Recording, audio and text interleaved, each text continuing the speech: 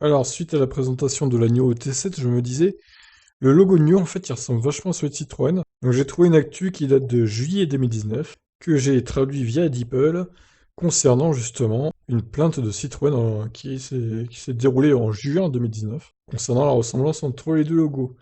Alors, le logo de NIO ne ressemble pas à celui de Citroën. Le constructeur automobile français Citroën n'a pas réussi à maintenir le logo de son concurrent NIO hors du registre des marques britanniques.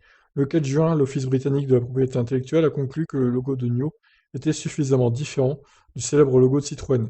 NIO a donc obtenu son enregistrement tant convoité au Royaume-Uni. NIO, un constructeur automobile chinois en pleine expansion dont le siège social est à Shanghai, était spécialisé dans la conception et le développement de voitures électriques. Selon Citroën, le logo de NIO est trop semblable à son propre logo à deux chevrons, mondialement connu.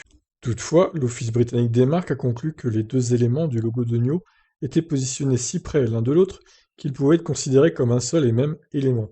Et même si ce n'était pas le cas, la partie supérieure du logo de NIO ne ressemblait pas du tout à un chevron, a déclaré l'examinateur.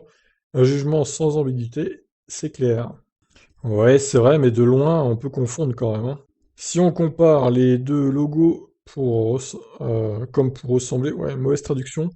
Il est vrai que la revendication de Citroën semble un peu trop argumentée. Après tout, la similitude entre les deux marques est très faible. Mais vous apprécierez peut-être davantage les objections de Citroën si vous considérez de la manière dont elles sont utilisées dans la pratique. Lorsque vous les voyez de loin sur le capot d'une voiture, elles commencent à se ressembler. Bah ouais, c'est ça, bien sûr. C'est alors que le logo de NIO peut vous rappeler le célèbre logo Citroën. Après sa victoire au Royaume-Uni, NIO peut maintenant penser qu'il a plus de chances de demander l'enregistrement du logo dans l'UE. Jusqu'à présent, elle n'a réussi à obtenir un enregistrement européen pour le logo qu'en combinaison avec des éléments de mots. Alors du coup, et je crois que c'est affiché sur un... Ouais, c'est ça. Donc le troisième en fait. Enfin non, c'est ces deux-là, d'accord. Ok, c'est juste ces deux-là en fait. Ouais, il y en a que deux hein, sur l'image là. NIO en dessous et NIO sur le côté avec des inscriptions chinoises au-dessus de NIO. Et bien sûr, il est fort probable que Citroën déposera une autre opposition. Si c'est le cas, nous attendons avec impatience de voir ce que l'Office européen des marques en fera. Bah ouais, bah c'est à voir, hein. En tout cas, Citroën, c'est des spécialistes hein, pour porter plainte contre les logos. Ils ont déjà fait le coup à Polestar avec le logo de DS qui ressemblait, enfin, le logo de Polestar qui ressemblait à DS du coup.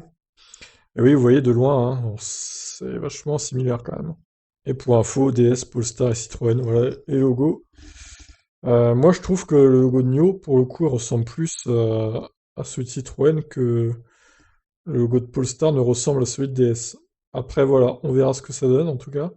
Mais clairement, ils vont pas laisser un gros concurrent sur le marché de la voiture électrique s'implanter en France si facilement. Ils vont clairement s'y opposer avec cette histoire de logo.